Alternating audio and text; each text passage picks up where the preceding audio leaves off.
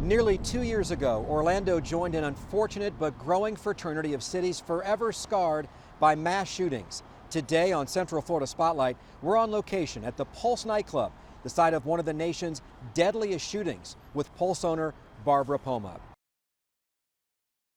Hi folks, and welcome to this week's edition of Central Florida Spotlight. We're almost at the 2-year mark, and again, I'm with Pulse owner Barbara Poma. The facility has been transformed from the outside. You must be proud of this memorial and how it sits now, yet it's an unfinished product. I am. I think that we definitely exceeded our expectations here at the site. Our major goal was to give a place that we could come and have some respite time and have a respectful, dignified place to honor our angels. But I think that it turned out way more and beautiful than we ever had imagined, really. You can still feel, I can, when I come on the property, something. What is that, Barbara? What are we feeling right now being out here? I think you're always going to feel loss when you're here. I think you're always going to have that moment of loss, and you're meant to. No matter how beautiful we make it, you're never meant to lose sight of what happened here. And so you don't ever want to forget that. By design, you are surrounded, the building is surrounded by the community's response, which is uplifting and comforting, but it doesn't erase what happened inside there. We'll take our viewers around and show them some of the significant murals and pictures that are up in just a moment. But Barbara, when you come back, what does it do for you to see it today in its current, in the way it looks currently? To me, it's phase 2. It's like, okay, we've closed one chapter, we're opening another chapter in our healing process, in the community's healing process, for the neighborhood, for the families, survivors. We hope that it takes the site from looking like its original crime scene to the next phase of, okay, we can heal. We can start to heal. That's a good point. It doesn't have the feeling of a crime scene. Now, right. Everyone will be kept outside. A very select few get to go inside.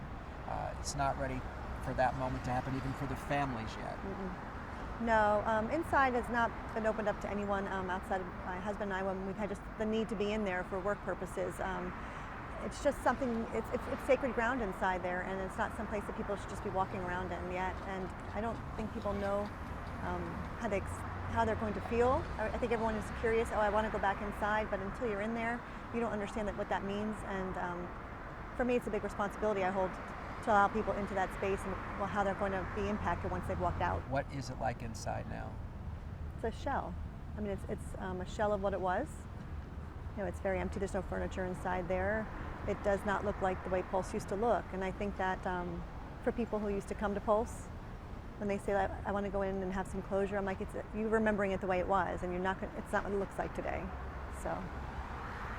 Okay, so we're at the 2-year mark in just a few days. How will that day be for you? The first year was difficult. I'm certain the second and third and fourth will always have maybe that pit in your stomach, that feeling.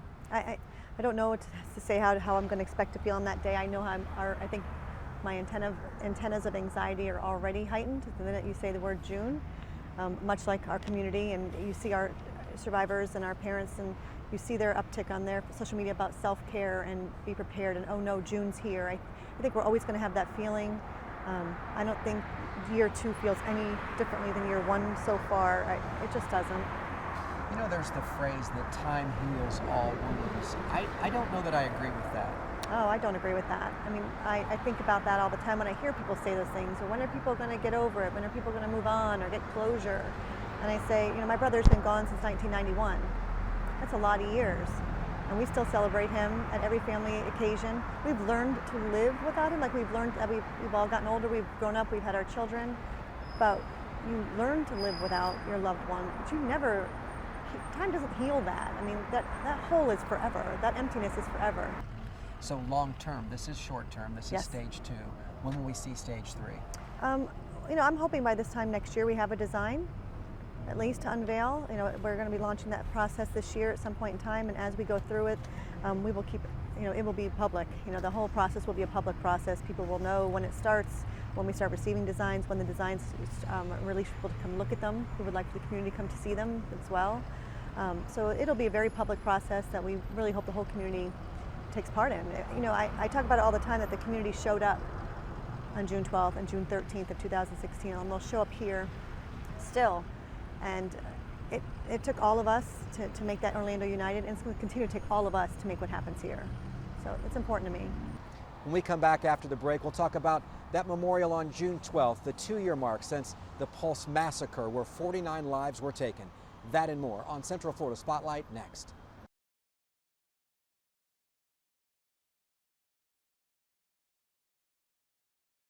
Welcome back to Central Florida Spotlight on location at the Pulse nightclub, where on Tuesday it will mark 2 years since the massacre where 49 lives were taken, 53 others injured, so many others broke in and their lives changed forever. Barbara, you look behind us, this is a beautiful memorial. On the 12th, Tuesday, the day will be filled with somber remembrances. Yes, I mean, that's what will happen every year on June 12th here at the site.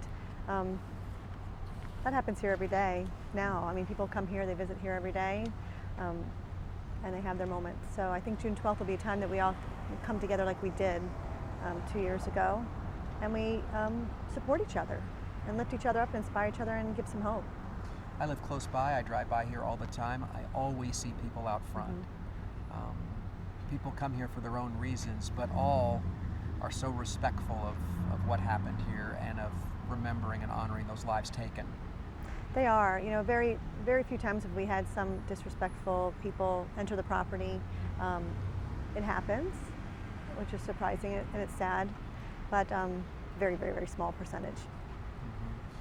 So let's talk about some of the activities that are happening here. At 7 o'clock on Tuesday night, there will be the annual remembrance ceremony here at the Pulse Interim Memorial. Orlando Mayor Buddy Dyer, Orange County Mayor Teresa Jacobs, and other spiritual and community leaders will be speaking. Yes, but you know, it'll be a little bit over an hour-long program with words of hope and inspiration from our leaders, songs that will help you remember, but also help to inspire you. So between prayer and song and dance, we hope that the community comes together and leaves a little inspired and a little more hopeful. What do you think of the One Orlando collection at the Orange County Regional History Center? So many images, drawings, artifacts from Pulse are there. You know, I haven't made over to this exhibit yet. It's not actually on my things to do this week, so I've seen some of it. It looks beautiful. I saw it last year. It's beautiful, but you should know that every picture that's on the walls behind us came from their collection. So it's been wonderful to go through that journey with them. It's really an important piece of history, and they've collected everything and preserved everything possible from the Pulse and from the DPAC, yes, which has been great. Last year, I know it was exquisite, so I know that that team has probably outdone themselves again this year. They've been working so hard on it. I got a couple of glimpses of it, so I'm excited to go see it in its entirety.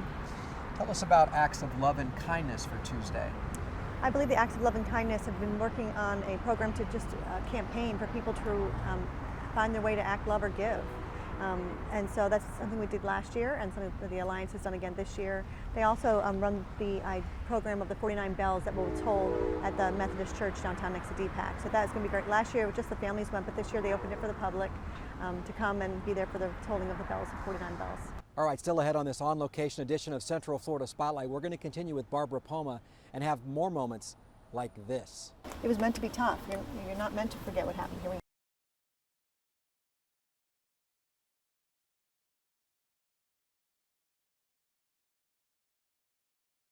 Welcome back to this on-location edition of Central Florida Spotlight. I'm with Barbara Poma here, and this is the memorial you talked about in an earlier segment. Again, I'm back here for the first time looking at these photos, and you can really feel the loss here. You do feel the loss, and we hope that the pictures that surround the building also show about how our community captured it, it surrounds it, it protects it, and how we all united. So that's why we thought the pictures of how the community responded would be so perfect to surround the building.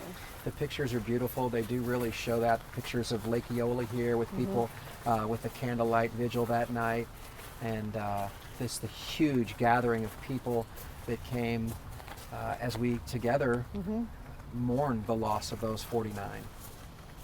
Yeah, it's been quite amazing to see people come and spend time at every photos, and sometimes they find themselves even in the photos of hundreds. And they're like, oh my gosh, there I am. And so it's been a place for the community to reconnect with their memories of what happened. I see the Citrus Bowl. There was the soccer match that was right after the event. I remember Phil Rollins telling me that he thought maybe they would cancel it, but instead it carried on, and you can see just how colorful and how big of a moment that was for us. It was an amazing day. I was there. I remember it. It was just to see all the rainbow flags was just amazing. Truly, it was breathtaking. Let's take a look here. This is what really took me. I think it hit me the hardest.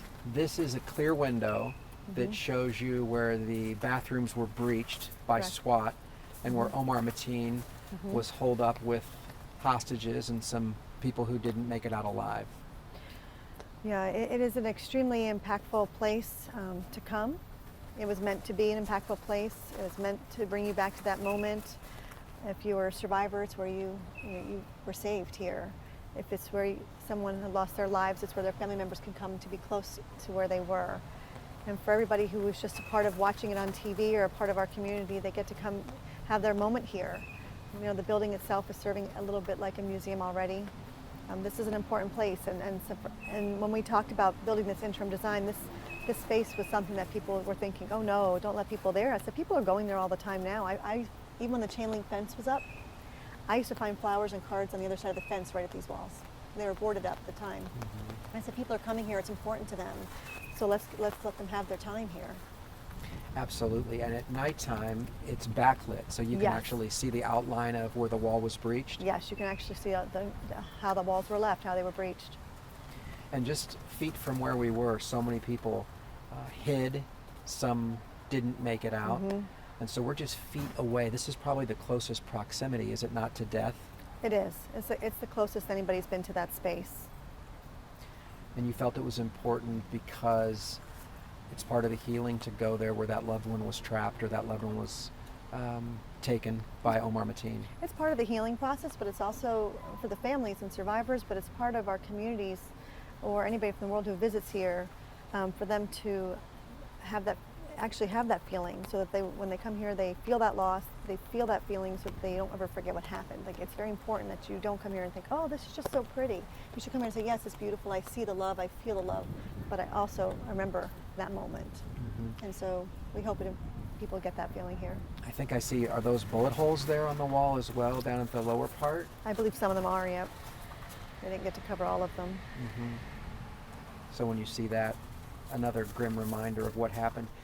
Barbara, what I get from you, and I know you haven't made a firm decision, that the building will always stand.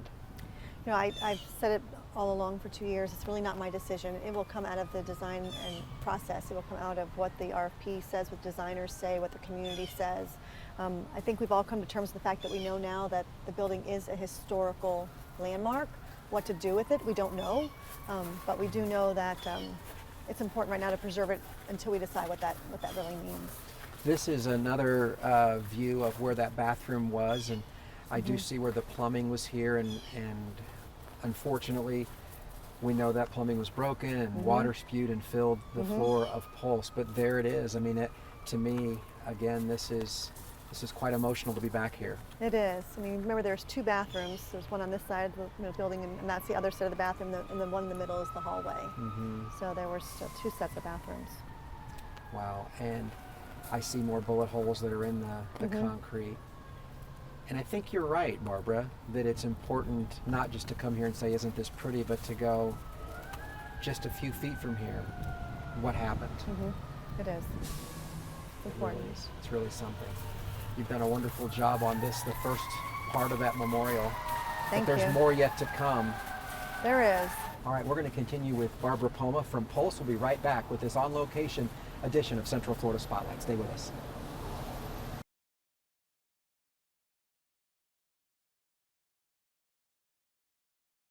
Welcome back to this on-location edition of Central Florida Spotlight. The rain has cleared. I'm here with Barbara Poma. It was almost like tears falling from the sky. It fit the mood out here as we get you ready for June 12th, which is Tuesday, just a couple of days away.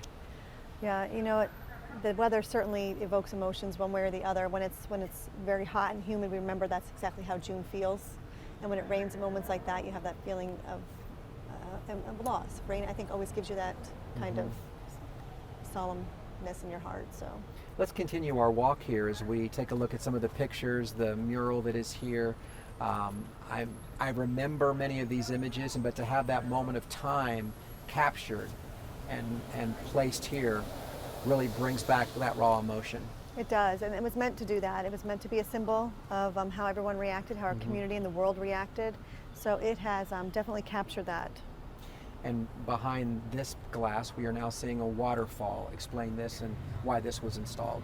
So before the tragedy, Pulse was always known for its waterfall, and this is it's iconic because it was here the day we opened, and so it was actually shot through the night of the tragedy. And so I know that many of the Pulse community who've traveled here for 12 years, who came to Pulse, always remember that waterfall. So many pictures have been taken in front of it on either side because it used to be double-sided. It was important, I think, a little bit for the community who remembered it. And so I thought, why don't we bring it back? And so it was donated to us. Some local company donated the glass, and they donated the hardware to make it, to reinstall it. And today is the first day it's operational? Today's the first day it's operational. What does it do for you to see the waterfall there and remind you of the happier times here? Lots of things about being here you think would make me remember those times, but seeing it now is just, I see it in a different way. I don't see it as symbolic of day one of Pulse. I see it now as almost like a healing, soothing feature. It kind of just brings peace because water has always been a peaceful element. So although it definitely was part of what Pulse was iconically, it's now to me is a symbol of just peace. And just to the right of that is the front door. Yes, it When you is. see that, this is the first time people can actually see that since June 12th when this was roped off. And I think that's probably a part of your transparency as well. Of course, I mean, when we had June 12th here last year for the families behind the fence, they were actually, able to go right up to the front door and go right up to the building. But that's special for them. That is their space and their time. So, but yeah, this is the closest people have been able to come. What are your plans down the road for Pulse? You talk about you're taking feedback from the community. The RFP will go out as well. What would you like to see happen? This is your place. This is your investment. This was your baby. People say that all the time. I don't consider it my baby anymore. I don't consider it my place. It was all those things, but now it belongs to the community. It belongs to our country, our state, and the world at this point in time. It's just not mine anymore. What is your take on the jury verdict with Nora Salmon being found not guilty for aiding, abetting her husband, yet there was knowledge that they did scout out a location? It just wasn't this one. It almost was a technicality. Exactly, it was a technicality. The trial itself and the verdict were something, I'm just kind of calling it a chapter. We went through it. We know the verdict isn't what we wanted, and we know it's not what we were looking and hoping for. But if we get stuck there, it's just not a healthy place to be stuck. And so we don't get over that, we don't get over any of this, but we have to learn to live with it, and we have to just hope that there's another avenue that justice prevails in. Yeah, let's continue our walk here. I know that's difficult. I recall as you walked out of court that day, we didn't need to interview you because your face and your expression really told it all. Yeah. You weren't happy. No, I was stunned and shocked. I do respect the law. I do respect the lawyers. I do understand how many boxes you have to check to get that verdict. But I felt a little relief knowing that the jury foreman made his statement, and I said, okay, at least I know they were hearing everything we were hearing and seeing everything we were seeing, and so that was really important to us, I think. Not that it gave us comfort, but it was like, okay, we weren't crazy, because sometimes when you're too close to it, when you're too emotional, maybe you think you're seeing or hearing things that you're not, but they heard it too, and the world heard it.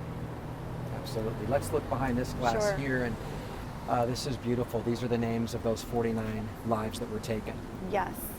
Again, donated by an amazing company who, the wife of the gentleman who made these and flew down here and installed them himself, was a childhood friend of Kimberly Morris. We knew her as KJ. She's our one employee that we lost that night. And so one of her dearest friends says, I just need to do something. How can I be a part of this? And I said, I don't know. How do you want to do that? And she says, my husband makes signs. Do you need a sign? I'm like, we do.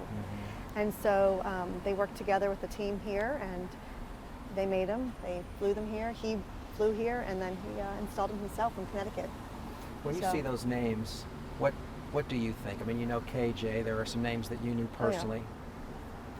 It's always hard. It's hard to see them up there like that. For me, at least in this process, I can know that they're done respectfully. I feel like there's a space for them now.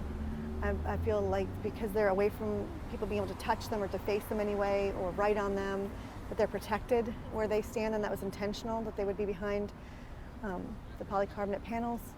So when I see their names, I also can start, now that I've had a year or two to learn about their stories, their lives, and I see their names and I think about, oh, you know, I learned this, I learned that, I learned what Shane was doing, I've met his parents, I know his family. So I see the stories more. And you know, I don't know all of them yet, but I know over time I'll get to know all of them. I love how our community still has rainbow colors on the fountain, and a lot of businesses have also painted artwork. They still have. It's been 2 years. I think we're forever changed, for sure. Patty Sheehan, I remember this when she put the heart up there, Love Yep. Wins. That was the 1 year. That was at the 1 year. That was the 1 year. Still very emotional. All right, well, we thank you very much. Thank we you. look forward to seeing what else is going to be put together to remember those 49 lives taken, those 53 others that were injured just on the other side of this wall. I know it's a labor of love for you, and one that you're going to make certain these people in that moment are not forgotten. Thank you for coming out here. You bet. Barbara Poma, we hope that this kind of put things in perspective as again we approach that 2-year mark on June 12th, this coming Tuesday. Thanks to Barbara Poma for joining us, and thank you for watching. Take care.